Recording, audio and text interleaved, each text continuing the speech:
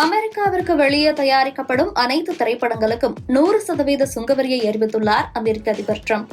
என்ன கூறியிருக்கிறார் டிரம்ப்? பின்னணி என்ன? விரிவாக பார்க்கலாம்.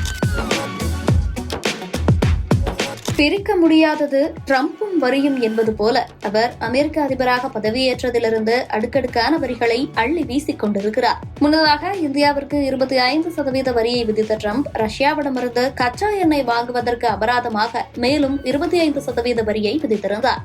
இதனால் இந்தியா மீது 50% வரி விதிக்கப்பட்டுள்ளது. அதேபோல பல நாடுகள் மீதும் டிரம்ப் அதிரடியாக வரிகளை அதிகரித்துக் கொண்டே வருகிறார்.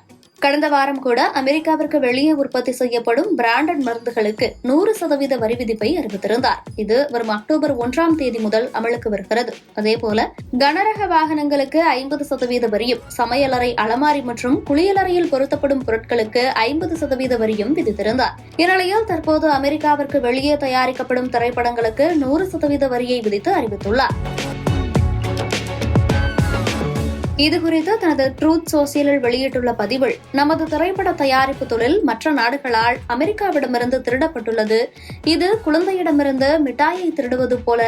கலிபோர்னியா அதன் பலவீனமான திறமையற்ற ஆளுநரால் கடுமையாக பாதிக்கப்பட்டுள்ளது. எனவே இந்த நீண்டகால முடிவில்லாத பிரச்சினைக்கு தீர்வு காண அமெரிக்காவிற்கு வெளியே தயாரிக்கப்படும் அனைத்து திரைப்படங்கள் மீதும் நான் 100% வரியை விதிப்பேன் என்று தெரிவித்திருக்கிறார்.